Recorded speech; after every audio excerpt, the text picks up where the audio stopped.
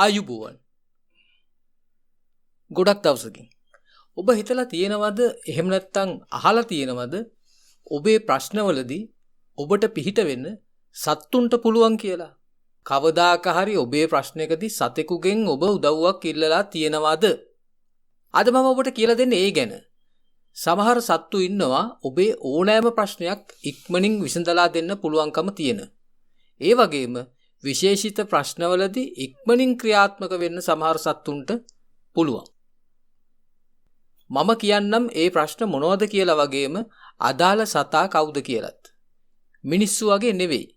සතෙක් හිතවත් වුණොත් ඒ හිතවත්කම බැඳීම සදාකාලිකයි. එයාලා අපිට වංචා කරන්නේ නැහැ, ඊර්ෂ්‍යා කරන්නේ නැහැ. ඒක ඔබත් දන්න කාරණාවක්. ඇත්තටම මේක පුදුම ලෝකයක්. කොහොම හැදුනත් කවුරු හැදුවත් අපේ ඕනෑම හිරවෙන ගැටලුවකදී අපහසුතාවකදී ඇත්තටම මේක පුදුම ලෝකයක්. කොහොම හැදුනත් කවුරු හැදුවත් අපේ ඕනෑම හිරවෙන ගැටලුවකදී අපහසුතාවකදී අපිට ගැලවෙන්න පාරවල්, ලේසි පාරවල් ඕනතරම් හදලා දීලා තියෙනවා. ඒත් ඉතින් අපි දන්නේ සොච්චමයි. කොහොම හරි ටිකක් හරි හොයාගෙන අපි වගේ අනිත් අයටත් කියලා දෙන්න උත්සාහ කරන අයට බොහෝ දෙනා කරන්නේ සමච්චල් කරන එක විතරයි. මිනිස්සු පැටලිලා ඉන්න තැන හරිම පැහැදිලියි. මමත්වයේ උත්සන්න වෙලා උඩු දුවලා තියෙන නිසා හරි මොකක්ද වැරදි මොකක්ද කියලා හිතාගන්න බැරුව ඉන්නේ. සාප කියලා හිතාගන්නවත් බැරි විශාල සාප ගොන්නක් අපේ ඔළුවලට ගොඩබාලා තියෙන්නේ අපි ඉපදුනදා ඉඳන්ම. ඒත් ඒවා පැහැදිලිව පෙන්නලා දෙන්න බෑ නීතමය සම්බාධක නිසා. ඉතින් ඔහොම යමු. මම දැන් කියලා දෙන්නම් සත්තුන්ගෙන් පිහිට ගන්නේ උදව් ගන්නේ කොහොමද කියලා.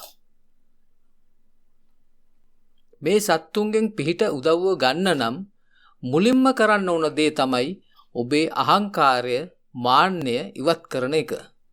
ඉවත් කර ගන්න එක. බල්ලෙක් පූසෙක් ඇඟේ ගෑවුනාම ඊයා කියාගෙන නම් මේ වැඩේ කරන්න බෑ. මං කලින් දවසකුත් කිව්වා දවස සාර්ථක කරගන්න මම්මුලායවල් වලින් බේරෙන්න හොඳම ක්‍රමයක් තමයි උදේම සූර්ය වන්දනාව කරන එක කියලා. ඒත් සූර්ය වන්දනාව කරලා ගෙදරින් එළියට බහින්නේ අවුවට තොප්පි දාගෙන කුඩු ඉහළගෙන නම් ඒ වන්දනාවෙන් වැඩක් නැහැ. අන්න ඒ වගේ. උදව් ඉල්ලන සතා ගැන ඔබේ මිතුරෙක්, හිතවතෙක් වගේ හිතන්න පුරුදු වෙන්න. බැඳීමක් ඔබේ හිතේ ඇති කරගන්න ඕන. උදව් ඉල්ලන සතා ගැන විතරක් නෙමෙයි මොනම සතෙක් ගැන වුණත් ටිකක් කරුණාවෙන් හිතන්න.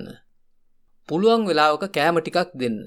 ඔය සතෙකුට පුළුවන් ද මගේ ප්‍රශ්නය විසඳලා දෙන්න වගේ උද්දච්ච මරිමෝඩ තැනක ඉඳගෙන නම් කිසිදාක උදව්වක් ලබන්න බෑ. මං කියන දේ හරි හැටි තේරුම් ගත්තොත් ඔබට අසීමිත ප්‍රයෝජන ලබන්න හැකි වේවි. මේ වගේ දේවල් මං ඔබට කියන්නේ අත්දැකීමෙන්, විශ්වාසයෙන්. හරි දැන් කතා කරමු. ඔබත් අතීතයේ සිහි කරමින් අතීතයේ සිදු වැරදීම් ගැන හිතමින් හිතින් දුක් විඳින කෙනෙක්ද? ඒ වගේම ඔබට ඒ වර්ධින තැන් හදාගෙන නිවැරදි කරගෙන ඉදිරියට අඩිය තියන්න ඕනකමක් තියෙනවද? ජීවිතේට සෙකන්ඩ් chance එකක් ආවොත් ජීවිතය අලුතෙන් පටන් ගන්න, ජය ගන්න පුළුවන් තැනක් ගැන ඔබට හිතිලා තියෙනවද? එදා මං ඒ දේ නොකලා නම් කියලා හිතන දේවල් තියෙනවද? ඒ දවස ආපහු ආවනම් ඔබට ජීවිතේ වෙනස්ම සාර්ථක පාරක යන්න තිබුණා කියලා ඔබ තදින්ම විශ්වාස කරන දවසක් ඔබට මතක් වෙනවද? හැමෝටම එහෙම කාරණා තියෙනවා. නැත්තම් ඉතින් ඒ මිනිස්සෙක් නම් වෙන්න බෑ. එහෙම වුණාම ඔබේ පිහිටට එන්නේ ඕස්ට්‍රේලියාවේ ඉන්න පැන පැන යන යාළුවා. කැංගරුවා කියන්නේ එයා තමයි කෙනා. එහෙමනම් කැංගරුවෙකුගේ රූපයක් ඔබේ කාමරයේ හෝ කාර්යාලයේ තියාගන්න. ඔබේ පසුම්බියේ හෝ සාක්කුවේ කැංගරුවෙකුගේ පුංචි රූපයක් තියාගන්න.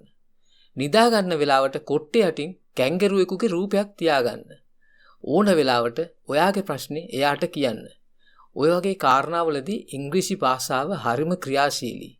ඒ ඕනම දෙයක් ඉතා කෙටියෙන් සරලව කියන්න පුළුවන් නිසා. ඒ දෙයම සිංහලෙන් කියන්න ගියාම වැල්වට අරමක පැටලෙන්න වෙනවා. ඒත් වැඩේ වෙනවා. කැංගරු යාළුවට සිංහලෙන් කියන්න ඔයාගේ ගැටලුව හරියට කියන්න. අපි අහගෙන ඉන්නේ නැහනේ. එයාට කියලා උදව් ඉල්ලුවට පස්සේ රූපය ආපහු කොට්ටේ යටින් තියන්න. සාක්කුවේ තියෙන පින්තූරේ ඉඩ ලැබෙන වෙලාවට එළියට අරන් යාළුවා දිහා බලන්න.